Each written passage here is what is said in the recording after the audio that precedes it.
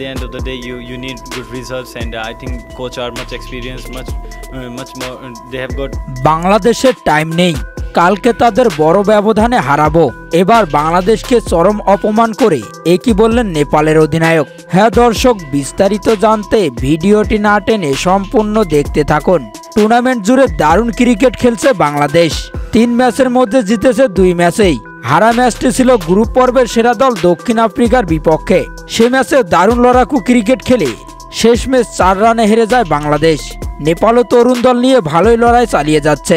দক্ষিণ আফ্রিকার বিপক্ষে হাতে মুঠোয় থাকা জয়টা হাতছাড়া হয়েছে অল্পের জন্য, মাত্র 1 রানের ব্যবধানে। এদিকে টি-20 বিশ্বকাপের গ্রুপ পর্বের শেষ ধাপের খেলা চলছে। সেখানে সুপার 8-এ ওঠার লড়াইয়ে বাংলাদেশের বাকি একটি ম্যাচ। নিজেদের শেষ ম্যাচে আগামীকাল সোমবার তারা নেপালের মোকাবেলা করবে। তার আগে টাইগারদের হারানোর হুমকি দিয়ে রাখলেন নেপালের অধিনায়ক রোহিত পৌডেল। গতকাল শনিবার দক্ষিণ আফ্রিকার বিপক্ষে দারুণ ক্রিকেট খেলেছে নেপাল। সেখান থেকেই আত্মবিশ্বাসে সুর উঠেছে রোহিতের কণ্ঠে। তিনি বলেছেন, দক্ষিণ আফ্রিকার বিপক্ষে আমাদের পারফরমেন্সে বলে দিচ্ছে কেন আমরা এখানে এসেছি। এই পারফরমেন্স বাংলাদেশের বিপক্ষে আমাদের আত্মবিশ্বাস যোগাবে। গতকাল ম্যাচটি জিততে পারলে বাংলাদেশ নেপাল ম্যাচটি অনেকটা নকআউট গেম হয়ে যেত।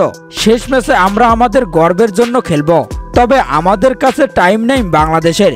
বাংলাদেশকে অপমান করে এমন কথাই বলেন নেপালের অধিনায়ক। তো দর্শক, বাংলাদেশ কি পারবে নেপালের বিপক্ষে জয় নিশ্চিত করে সুপার 8-এ খেলতে?